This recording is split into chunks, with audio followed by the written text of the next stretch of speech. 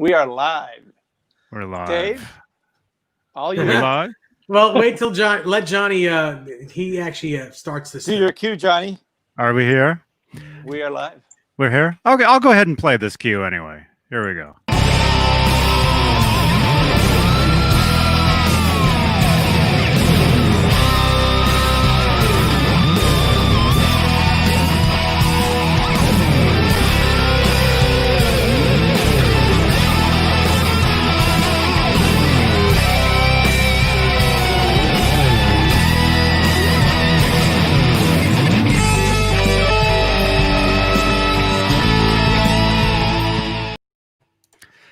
And now we're live. Wow. Hey everybody. This is Nice intro.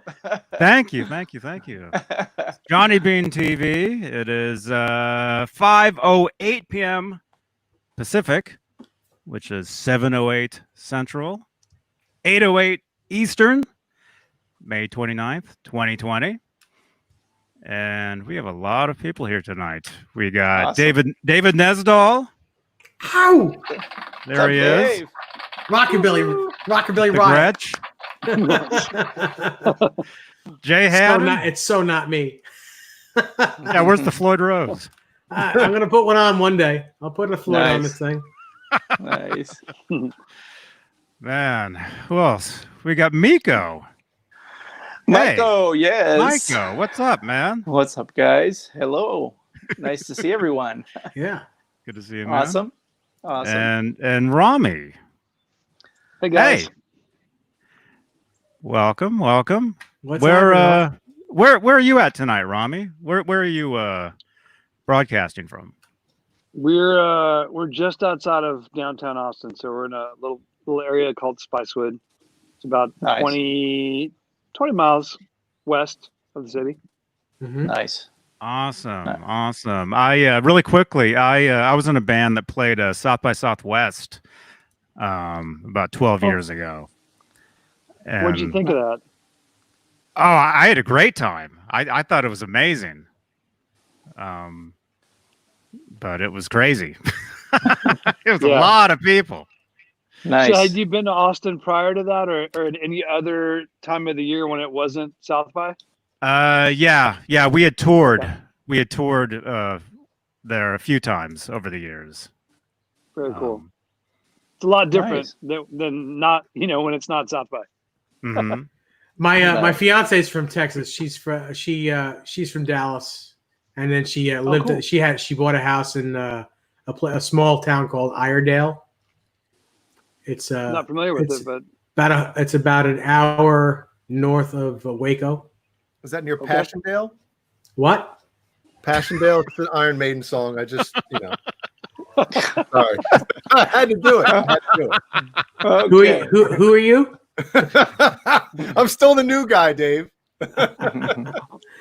You shouldn't talk so much. No. Too funny.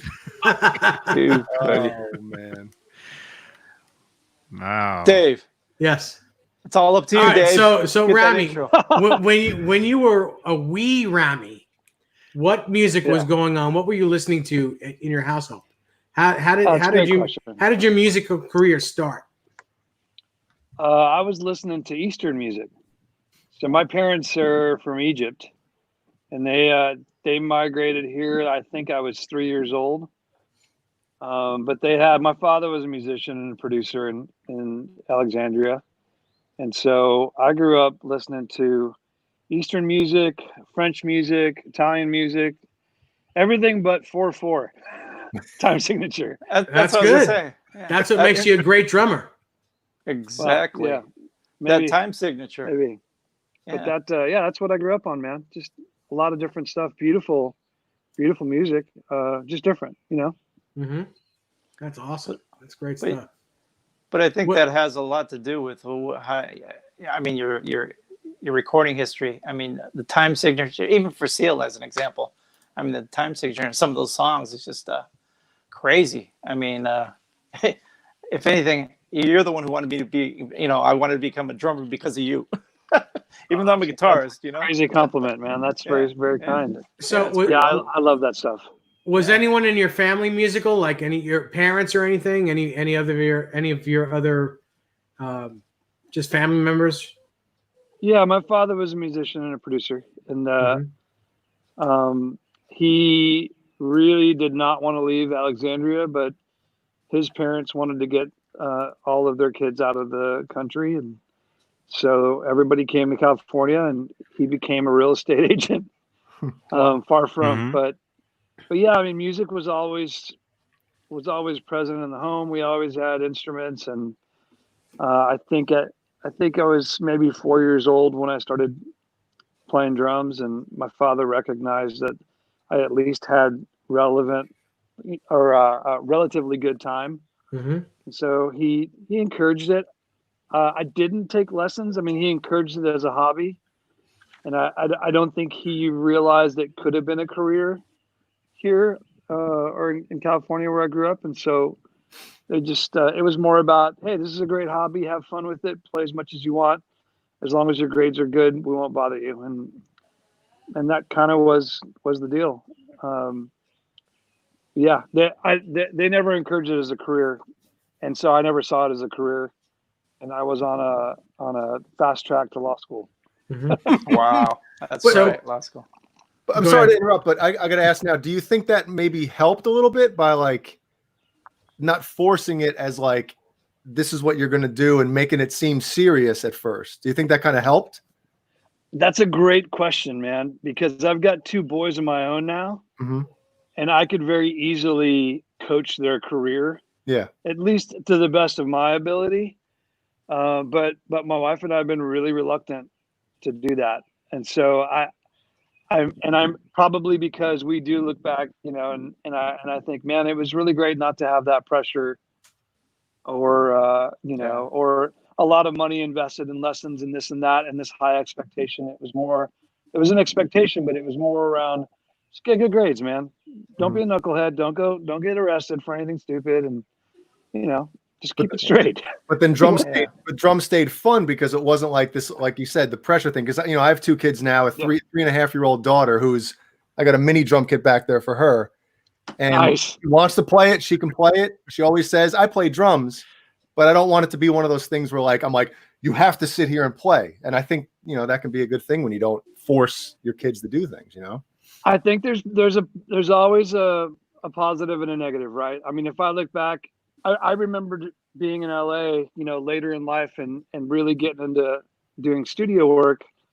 And I was working a lot, thank God. And I remember my first score session.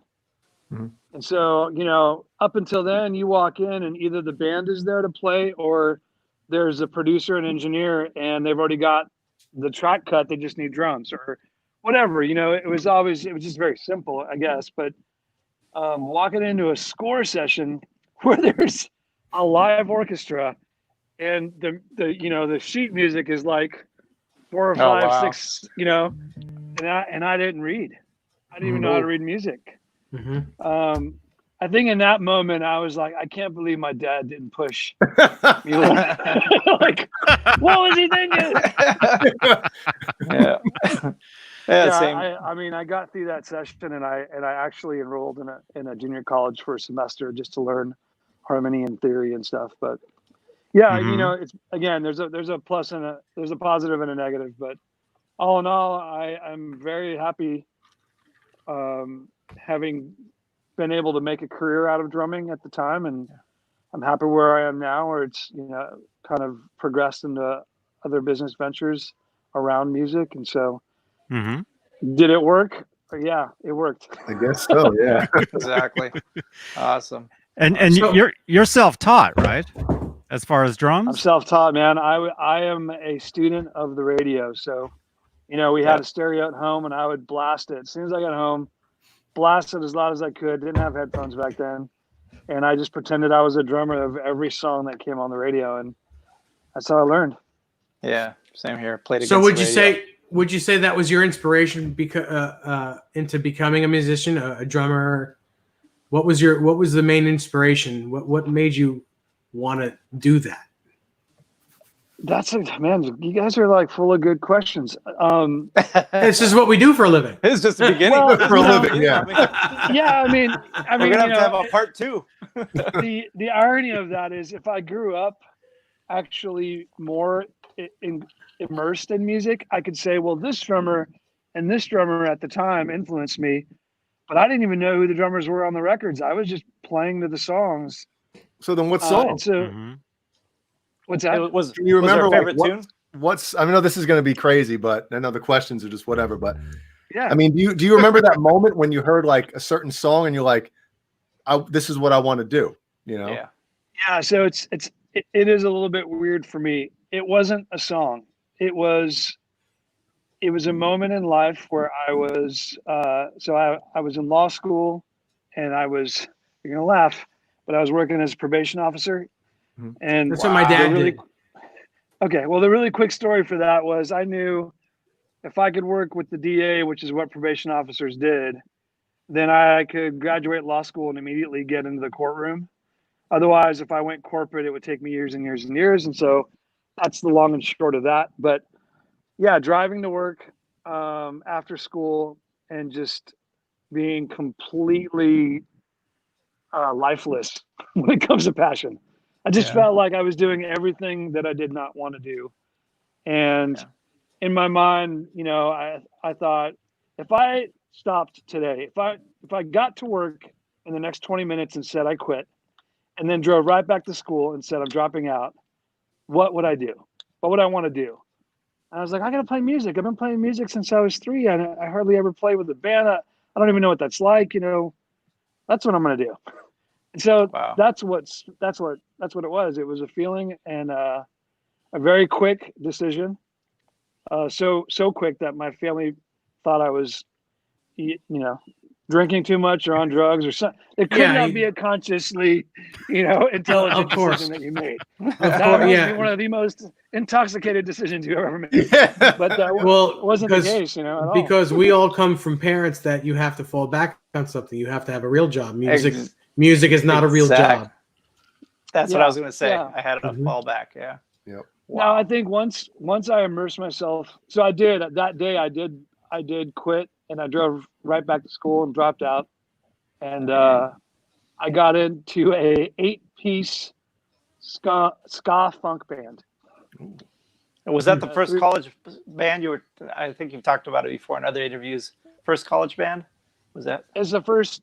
Yeah, it's like the first time I'd ever gigged outside of playing with my dad. You know, at like home or friends and family homes and stuff like that. And so, by the way, it was a blast because that was also the first time I felt like I didn't have any major responsibilities, you know, weighing me down. And so, yeah, man, it was music every night.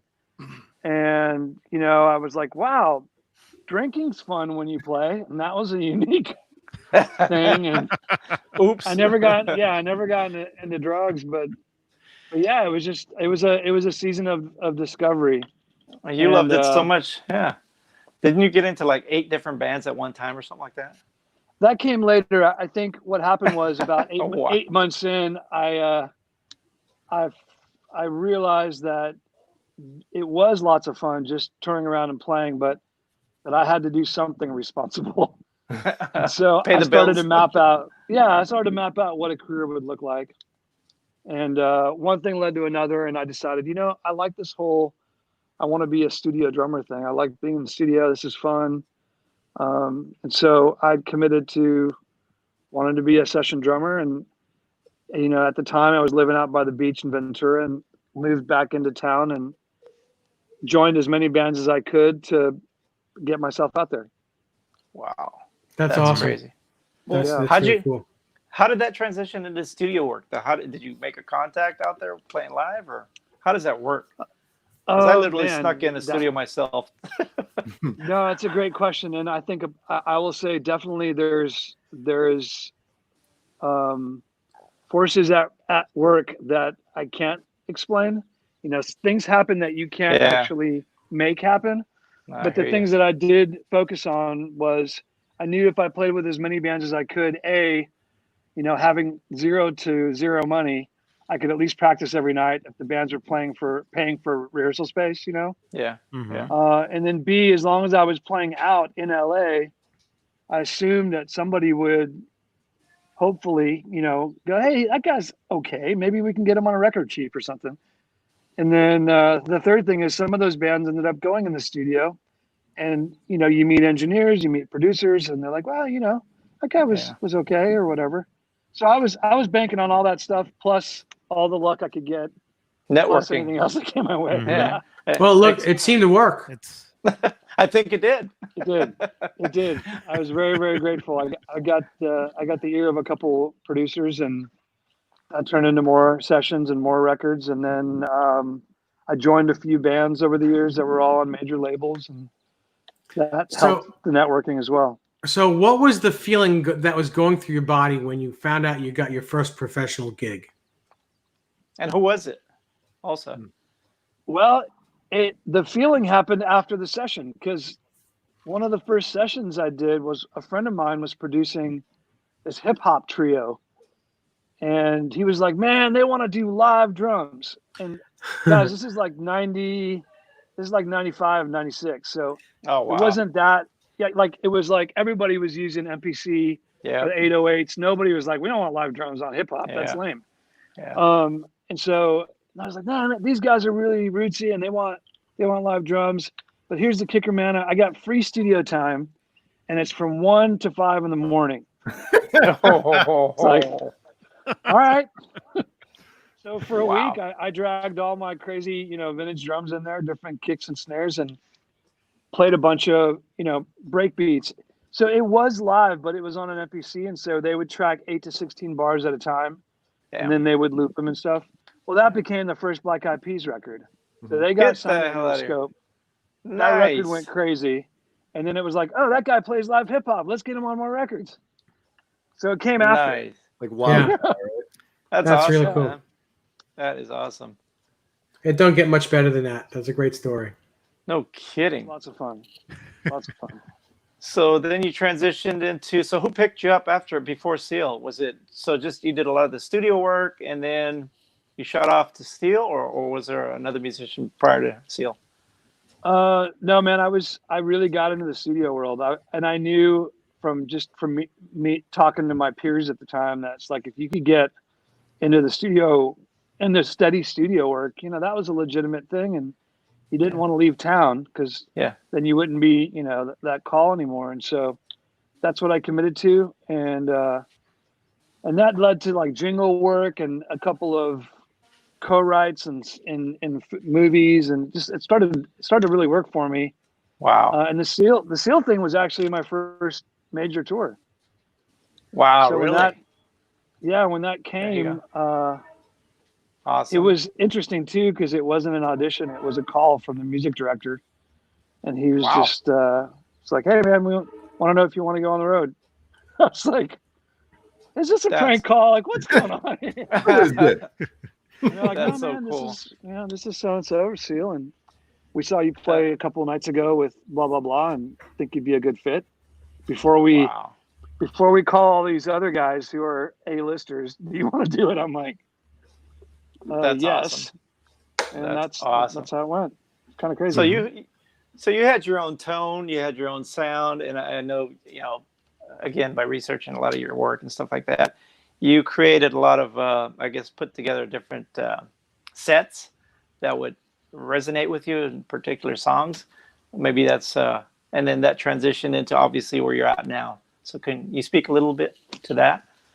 Yeah, I think I would credit the fact that I really, most of my career up to that point, up to going on tour, was spent in the studio. And so, when I'd go do sessions, I would bring 7 kits and maybe 30 different snares. I didn't know what the producer would want. Yeah. Wow. And we'd find the colors for every song, and that was something I really enjoyed. Yeah. The sonics of it. And then if I found a cool setup, it would always inspire me to play a different thing or a certain way. And so that was really fun. And so when the Seal thing happened, I rolled into the rehearsals with that kind of process. It was, I had the music, and the music had loops on it as well as live drums. And I wasn't sure if I was supposed to learn everything and play it all or just the drum parts. And so I learned everything. And Wow. to do that, I had to have different snares and different bass drums and be able to create what seemed like 3 or 4 different drum kits, but with one kit. Yeah. That's And, part of being of a good course- session man. Well, of course, I got to rehearsals the first day, and it was like the loops were everywhere.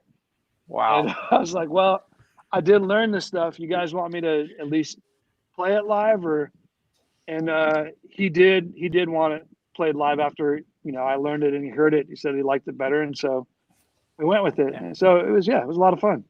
Yeah, it sounded awesome. I swear that tour was awesome. But I'm sure that helps also is when you learn more than you, or what they expect you to learn. It's like, holy shit, this guy's playing the loops too.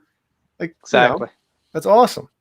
Yeah, I think it worked to my favor. And I'm glad because I love loops, but I really love being able to recreate things live. There's so much more freedom in them. Exactly. And and as you tour, like you guys all know, as you tour, some of the songs live start to morph, and sometimes there's some jam opportunities and transition opportunities. So if you're able to create all that stuff and not be locked to loops, it's pretty fun. Yeah, there's more expression in it. It's awesome. Yeah. So your transition into where you're at now. So you had all those drums, different sets, and like I'd mentioned prior, during that Seal tour, I noticed that you had different, like you said, 2 bass drums and different floor toms and different snares. So how did that transition into where you're at? Speaking of your company. Well, I think just to give a brief kind of foundation of why we even started the company, it was a total accident. I was celebrating 30 years of drumming and wanting to buy a couple of new snare drums, special drums, and I couldn't really find what I wanted, and so I started to design what I was trying to buy, and had interviewed a couple of different guys that could help me build it. Found a guy locally, and the conversation with him was a little bit difficult, in that I was, from the get-go asking him to make a drum with me that was going to be exactly what I wanted. And so can you set aside your creativity just for this one project and allow me to fully express and just get this thing out of my head as I see it. And then after that, we can figure out other things. But so it was a 6-month intensive process. But that's where that came from. And then once that happened, and I posted some things on social media, and the response on social media was overwhelming to the point where we launched the company and yada, yada, yada. And then, the drums that we make now, I've gone back and thought, man, I remember being in the studio and wanting to create an 18-inch snare drum for a specific sound and having to take apart a floor tom and snare wires and tape the wires to the bottom of the head and makeshift all these things. Well, now we just make them. So if you want an 18-inch snare drum, we actually make it. If you want, a snare drum that sounds like an 808 or a pancake, we make it. And so, that's kind of been the inspiration. That's awesome. And I think you and I had talked about it. And I always mentioned the comment that you're a tone chaser. Very much so. You have that sound. It's a great term. Yeah, and in reference to Edward Van Halen, he was a tone chaser, looking for that brown sound, right, Dave? Yeah, he found it and then lost it again. Yeah, exactly. Well, it's funny. The original comment about the brown sound was Eddie talking about Alex's snare drum, so that's pretty funny. Yeah. That we're, you mentioned that now. Exactly, and that's where I wanted to loop back to, and that's where I was trying to, let Ramy know that it's a talent, it's an ear. A lot of people don't have that. And when you hear that sound in your head and try and recreate it, it takes time, but it's talent. It's years of hearing different tones. And obviously, Ramy, you've hit it on the nail, and congratulations to your company and all that. This is awesome. I can't wait to buy a drum set, even though I don't freaking play. Thanks, man. Thanks, man. Yeah, I want to get one of those drum sets. I love that huge freaking bass drum you have. I don't know what size that thing is. It's freaking enormous. I gotta tell you, they look 40, cool. 40 inch. Where is that? Yeah, Holy crap, 40 inches? We're looking Yeah. at them right now. We're looking at your. Well, Ramy, my drummer used to be Yes. endorsed with Tama, and I was showing him your kits today on like Instagram. We were going over everything, and he was virtually drooling over some of this shit. He was like, he was just thinking like you were just talking about, like certain sounds you can get from different drums. You know, an 8x14 snare drum, you're kind of limited, but when you got all these different options, you know, you can do it, get whatever sound you want. Pretty cool. No, that's encouraging, man. If he ever needs anything, have him hit me up. Okay, I'll tell him. I mean, the aesthetics, the look of it, it just this, and then listening to it on YouTube, I can imagine live. I mean, I sat at NAM and watched some guys play your drum sets, and I was like again, I don't play drums, but frick, I want one. I want one of those drum sets, man. I can't wait. I'm telling you. And you, where's your factory located? It's there in Texas somewhere. Yeah, it's here in Spicewood. Are there tours available, or is that even an option for people? Okay. Yeah, we have a showroom downtown, recording studio. My studio's downtown, and if you want to actually go play all the different drums and different series snares and blah blah blah, you can do that. If you want to tour the factory where we make them, and you come out to Spicewood, we have a meal and you can check it all out. It's really fun. That's awesome. I think we're going to be visiting here soon sometime. And by the way, Collins Guitars and Rupert and Eve are all out here too. Mm-hmm. Nice. I love Collins. Amazing. Yeah, they're amazing guitars. We're all very close to each other. So, if you came out, you'd get the tour, hit all three in one, and get some good barbecue. Nice. There you go. By the way, Thomas Santiago, happy birthday! Today's his birthday. Happy birthday, Thomas. Happy birthday, Thomas. Thanks for joining us on your birthday. Awesome. So Ramy, so getting back to other stories and things of that nature. So what do you get? What do you have any current projects with anyone right now? I noticed there was a promotion out by I think it was I mentioned earlier Nancy Hart. Were you on something going on? Oh there? yeah. Nancy Wilson from Hart. Yeah. Nancy Wilson. I'm sorry.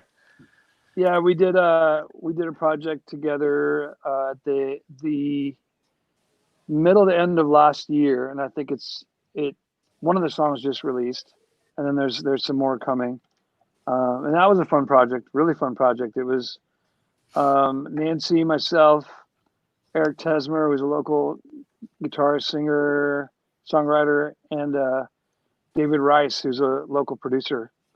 Nice. We just sat in a room and messed around with some covers and had some fun. So how'd that come about? I'm sorry, Dave. That's okay. Good question. David, the producer, just called me and said, "Hey, I want you to be on this project," which is, it's not as common as it used to be, where I'd say yes to things like that because I am running a company. But I also, it's still my first love when it comes to music, is being in the studio. And so he caught me at a good time, and obviously I'm a fan of Hart, and so it was kind of a no-brainer. That's awesome.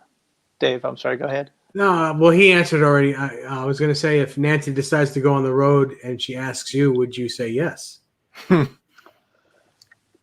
Yeah, it's closer to home than you think. Wow. We're talking about it. Well, given your company and all that, how do you even have any time to just jam with other bands, or is it just, other than this, somebody calling you and say, "Hey, can you do some tracks?" Do you even have time to jump out and jam again? Or? Yeah, man, really blessed. I got a great team. I've got business partners, and we have a great staff, and so I do have time. Although I'm shifting into, we're working on a new project. We're working on a new project. A&F is a part of it that will hopefully be launching in September. And so that's really where I'm shifting a lot of my time and energy. When it comes to playing, I try and do sessions locally, or still have people that will send tracks out, and I'll track them in my studio and send them back. Yeah. Mm-hmm. Speaking of, Wilson, yeah. I'll be bugging you. Yeah, I said, speaking of, whatever I'll you be need, bugging man. you. Whatever you need. That's awesome. But That's yeah, awesome. and then I've got some buddies that kind of in the same boat as I am. They run businesses, but they're great musicians, and whenever they have local gigs and we can all do it together, I love doing that stuff. Awesome. It's just Yeah, not easy schedule, you know. there's nothing like playing live. I love playing live. I miss it. Obviously, we can't play live lately, but Yeah, missing all my sad. shows. Yeah. I usually hit the casino circuit over here up north in California. But yeah, we haven't been able to do any of that stuff. So you mentioned you have a studio. Is it there in your home or at the shop? No, it's downtown Austin. Oh, nice. And what does that consist of? It's just a little. It's my recording studio. I've used it I've always had a studio since we've been in Austin. Now more than ever, it's more about having the drums all set up in different rooms in the studio. And, you know, if you're coming in for a showroom hang for A&F, we've got 5 different rooms that are all set up with different drum kits, have different acoustics, and they're all mic'd and running into the control room. Yeah. And you know, you can hear it on 2-inch, you can hear it on Pro Tools, whatever. Oh, it's gotcha. like, it's not just going and play. It's like, wow, okay, you want to hear it? What kind of pre's? Okay, cool. So we'll pull stuff up and you'll actually be able to hear the drums the way maybe that you record them. Nice. So that's kind of what it's being used for now. So getting back to the Nancy Wilson thing, it's a 2-part question. Yeah. So you're playing drums for Nancy Wilson. First of all, is it just covers, or are you doing any of her originals as well? There's both. Okay, there would be both, yeah. So you're doing her originals. Does she tell you what she wants, the feel, or are you? Do you have your own gig where you're just playing what you think is right? Yeah, I've never worked with her prior to this, and so my experience with her is, she came in and was like, "Here's a song," and each of us kind of contributed, not only with our own instruments but with arrangements and production ideas, and it was very much a collaborative musical experience. It was definitely not a here are the parts, please play them the way that they are, which I'm totally fine with too. I don't have a problem with either one. Yeah, but this was a collaborative. Yeah, that's fantastic. But sometimes I don't understand that. It's like if you want a certain drummer for a project or to record an album or whatever, or play live, don't you want their feel and their, you know, I understand like playing things kind of like, you know, they are, but, you know, to tell somebody you have to play it exactly like this, well, then why don't you just get, you know, anybody? But the thing is, Jay, you're still getting that person's feel. I understand, but some drummers, like, you know, there's a heavy metal band that off the top of my head I'm thinking of that I'm not going to say their name on here, but I know for a certain record, this drummer was brought in and he was told, play it exactly like this. And from the outside perspective, I'm like, well, don't you want their kind of input? Like, well, I would maybe play this part a little differently, like, you know, certain things that they would do, their tendencies, you know, that's kind of what I'm talking about. Yeah. From my perspective, I guess over the years, I've learned that, you know, some people actually, if they're writing a song, they write with a very specific drum part in mind or a very specific guitar part. And since I'm not the author of the song, my job is to make sure that when I leave the studio, that person that hired me got what they wanted. And so sometimes, yeah, I mean, if I'm given music to learn, I learn it like exactly as it's written. And then to be honest, I would say 9 times out of 10, as long as I would at least show that I learned it and play it that way, it quickly turns into, well, what else would you do? Or what if you wanted to do something your own, like, would you change this? Or how would you play this totally different? Or let's try something new. Like that's a great, you know, that's always a great invitation. But once in a while it is, okay, cool. How would you play this totally different? Or let's try something new. How'd I do that? Like that's a great, you know, what the hell just happened? But once in a while it is, okay, cool. How would you play this totally different? Or Oh let's my try something God. new. How'd I do that? That's a great. There we go. What the hell was that? That was a standout quote. He has the Man, I thought I was tripping. I'm like, wait a minute. I didn't take anything, did I? Oh, Oh. yeah. See that happens once in a while. So Okay. I think, Johnny, next time you need to warn us a little bit about that. Ramy, you still there? Yeah. Okay, good. That was weird. It looped. We lost David though, right? yeah. Yeah, we lost Dave. Yeah, I think what he did was I think he opened up a browser and didn't know which one it was. Mhm. I think that's what happened. So Diamond Dave did it. And there was Crazy. a good story going too, man. Come on. Yeah, I was waiting. I was like, Way to go, Dave. too funny. But to your point, Jay, and I think, yeah, adding your own feel to the drum track or whatever track, I think is important. A lot of times, like, we'll play a lot of cover tunes too when we're playing the casinos, and some people want to hear it exactly like it, and other people are like, no, just jam. Just have a good time. And obviously, it's best that way. Yeah, certain things I understand you want to hear it the way it was recorded or whatever, but at the same time, when you're bringing in a drummer, a specific drummer, like I want this drummer to play on this track or this record, you still want the nuances not even a drummer, a guitarist, whatever. There's still certain things that they do when they're playing that makes them unique. That, hey, I want that added to what I'm doing. So that's kind of where I'm, I did a benefit concert a couple years ago, and it was with, two of my, I would say, musical heroes as far as songwriting is concerned, Paul Simon and James Taylor. Oh wow! And man. it was a dream gig, man. That's awesome. But with Paul Simon, as he has incredible ears for detail, but he was very much like, let me hear you play it. And everybody played, the stuff. And he was very direct, like, no, I don't like that. Or, okay, cool. That's great. And whereas with James Taylor, man, it was way more specific. Really? Way, like, amazing. Again, also amazing. He writes, you would think, these are very simple, beautiful songs, but there's so much complexity in that simple structure. And he's really serious about it. And so, on the same exact gig, you had two different personalities. Yeah. But they're heroes. It was like, whatever you guys want, I'm in. Yeah. Okay. Wow. I guess you got to be really flexible, especially being a drummer. I would think that'd be the hardest part, right? Adding what they hear, what they want you to perform, and how they want you to play it. That's tough, man.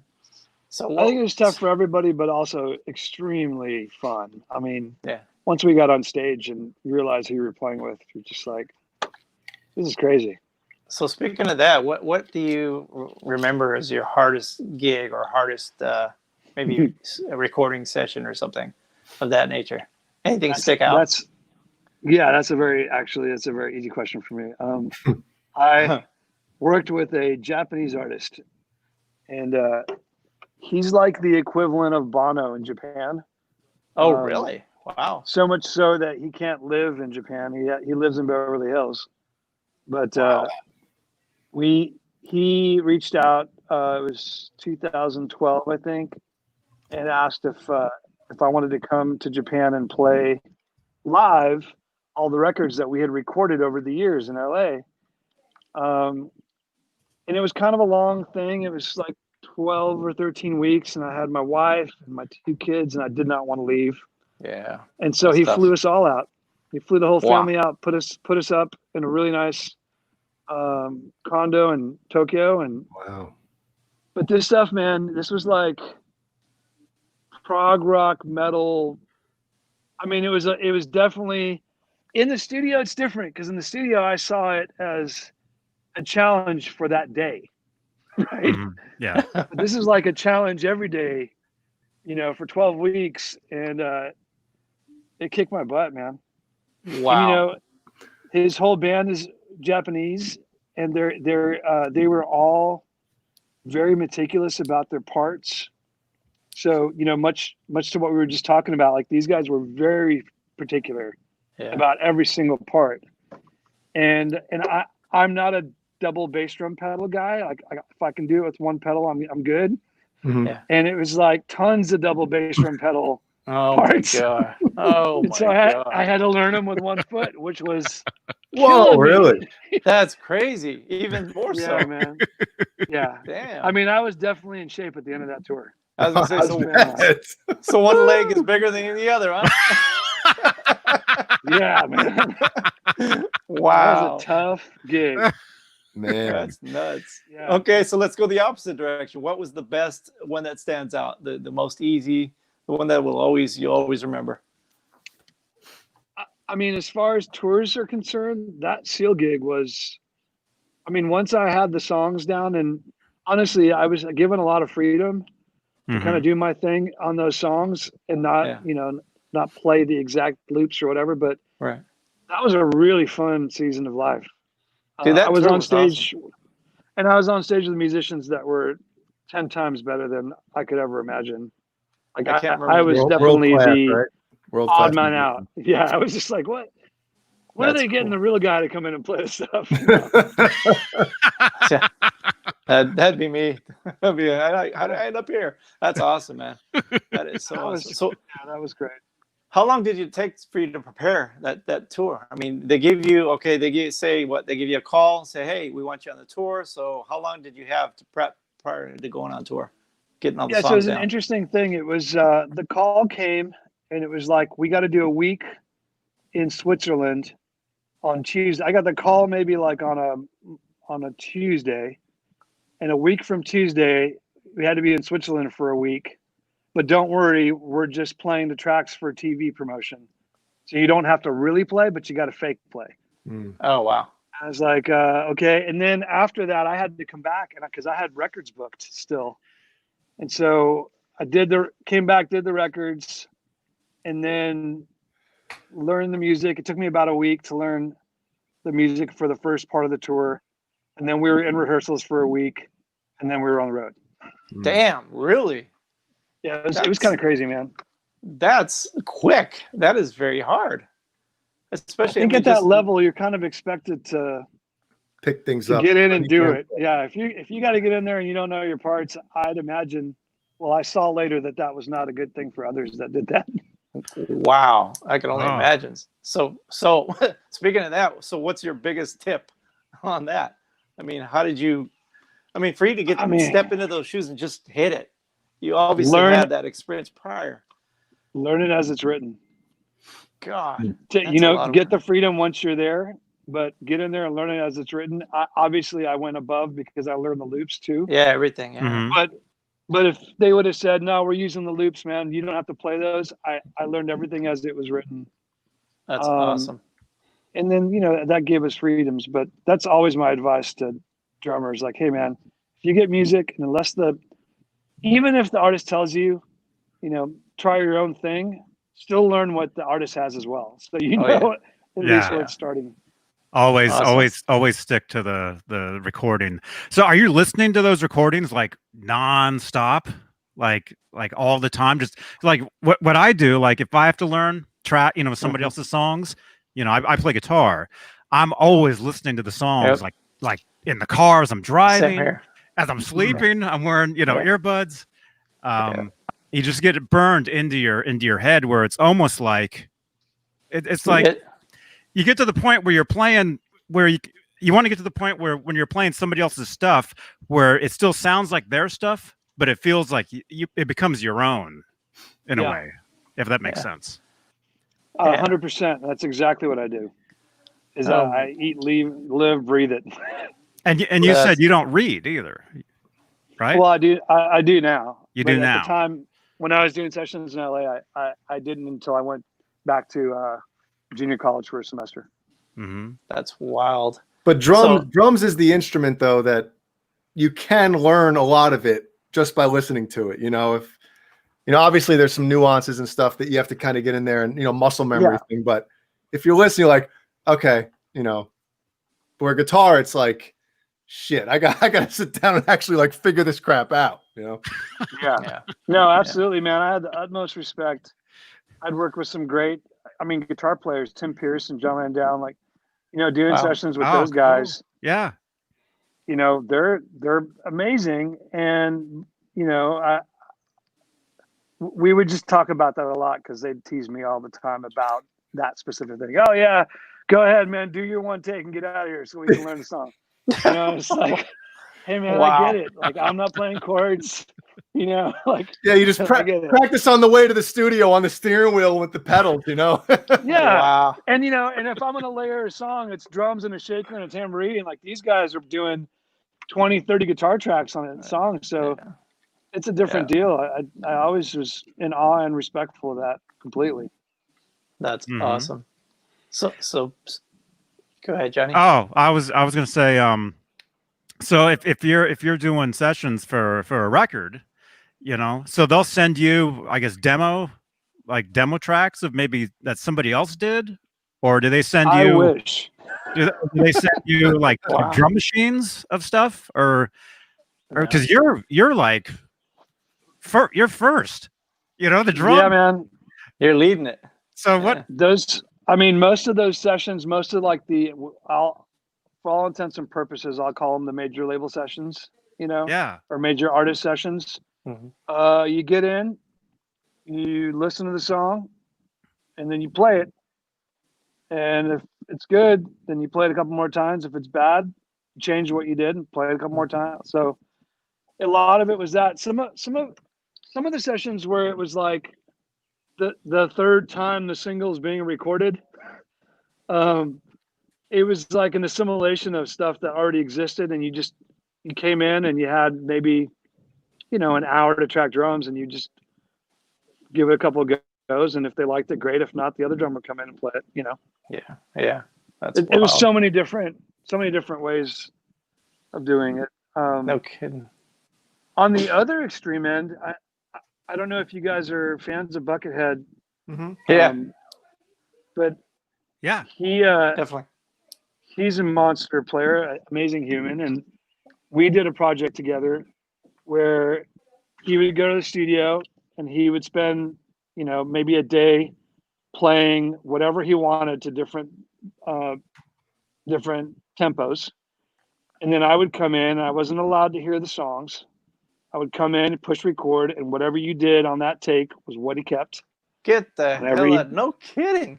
Whoa. Yeah, That's we did wild. three records like that. Jesus. That is wild. That's And awesome. you know, man. that guy's not always just playing regular No. some crazy stuff, and you're like, Yeah. oh, we're going to 7. Oh, wait, where's the one? That's right, you know. That is nuts. Yeah, man. Wow, it now was I got to fun. go back and listen to this stuff. Yeah, That's what I'm crazy. saying. I'm saying the same thing. I gotta Yeah, go it's listen that to like this. the Thanatopsis stuff. Those are all one takes, man. Which ones? Wow. The project was called Thanatopsis. Oh, I got to remember that. Okay, This I one got to right check here. that out now. Oh, okay. Yeah, that's the first one. I think we did 3 records, and then all the same thing, man. One take, you can't listen to it, play what you feel, and then we're done. Oh, I got to check that out. You had Ramy in the background saying, "Hold on." Yeah, that's crazy, man. Crazy. That's wild. All right, looks like we're almost at the top of the hour. So Ramy, any words on your drum company? Anything you want to put out there? Anything upcoming promo for you? Right now, man, we're just excited to, you know, we did a lot in the beginning of the company to honestly to try and make it recession proof. So, you know, we're a debt free company, and we're trying to keep it that way, and that's really helped us in this season. Things are tough everywhere, including here. Yeah. But you know, we'll come out of this great, and then we have our hardware that we just introduced in January, and that's about to hit the stores. It was delayed 3 months because of COVID, but now it's about to hit the shops at the end of June, and so we're really excited about that. Awesome. And so I'm going to put your link up on my one of my web pages for my record label. I'll put that on there, and then I'll keep that up to date. I'll keep that up to date for you.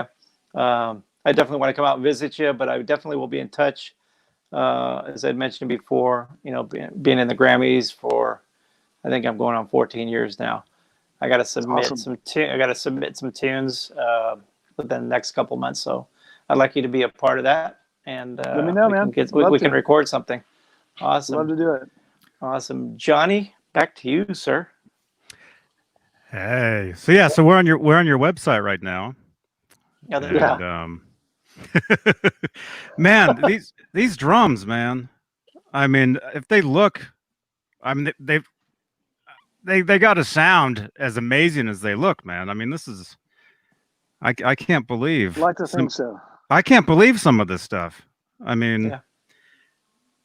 I remember when I met you at NAM. Johnny, where's Dave? Oh, Dave's here. You ready, Dave?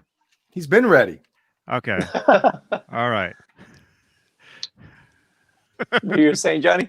Oh, NAM? yeah, I remember seeing you at NAM, and tell people what it's like in the drum area at NAM. Oh God. People who haven't been there. Are these people that we're talking to? Have they been to Guitar Center? If they have, so imagine 99 Guitar Centers all going at the same time with Yeah, 1,000 drummers. Yep. Exactly. That's a good way to look at it.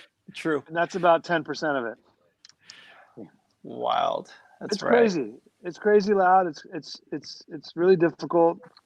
But it's the one place where I feel like people get, people who maybe haven't gotten a chance to play the drums or see the drums in person can kind of answer their own concerns or questions or doubts.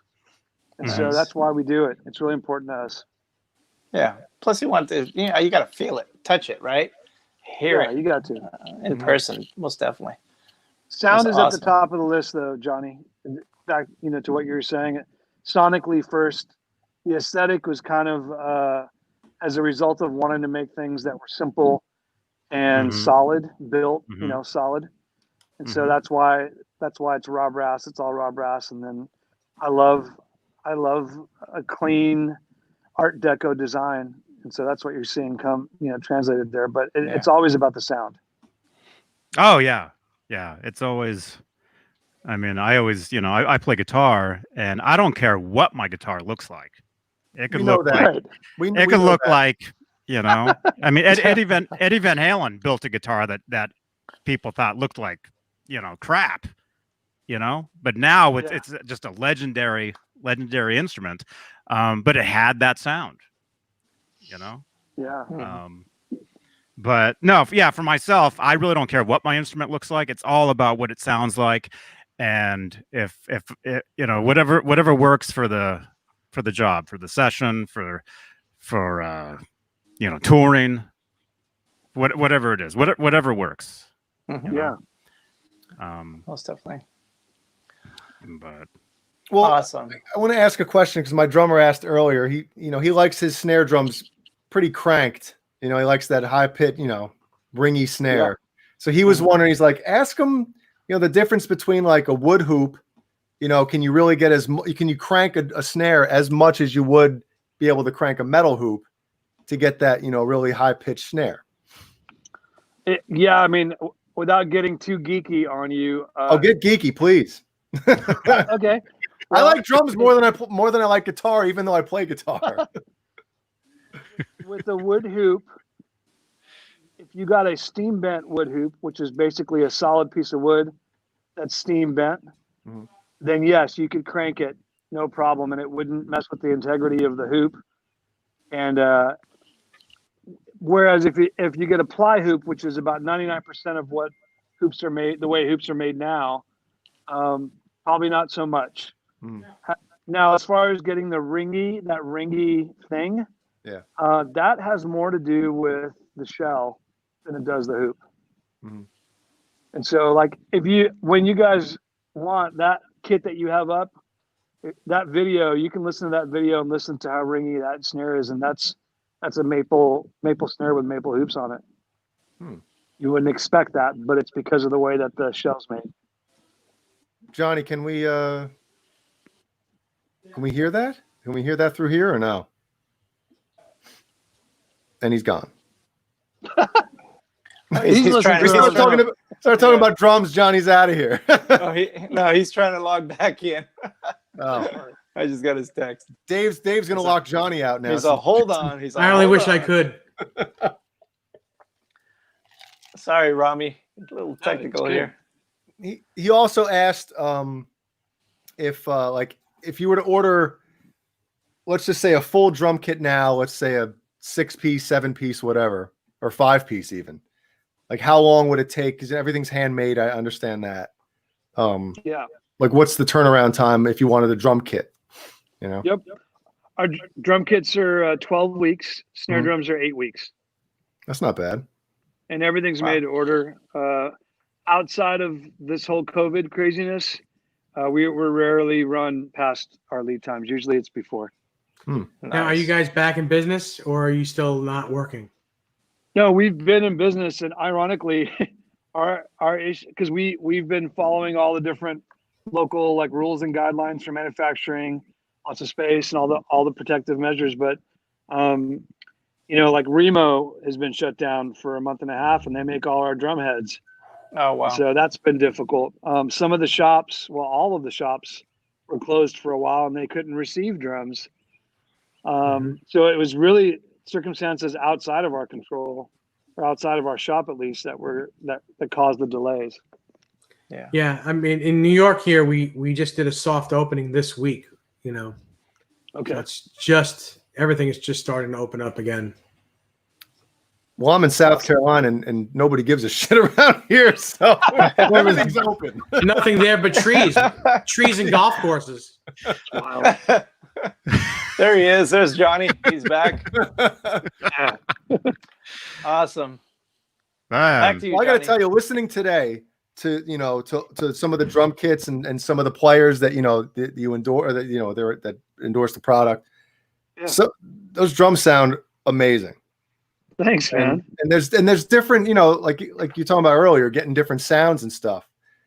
And it was crazy, like going through all the videos, listening to everything. Like, wow, you can really get like so many different sounds from these drums. That's a great compliment, man. Thank you. Like I said, I like drums more than I like guitar, even though I play guitar. Yeah, That's awesome. exactly. If an album comes out and I listen to it and the drums don't sound good, I'm like, the drums Yeah. got to sound good, man. Gotta Oh sound yeah. strong. They gotta sound strong, definitely. They got to sound. They got to sound strong. They got to feel strong.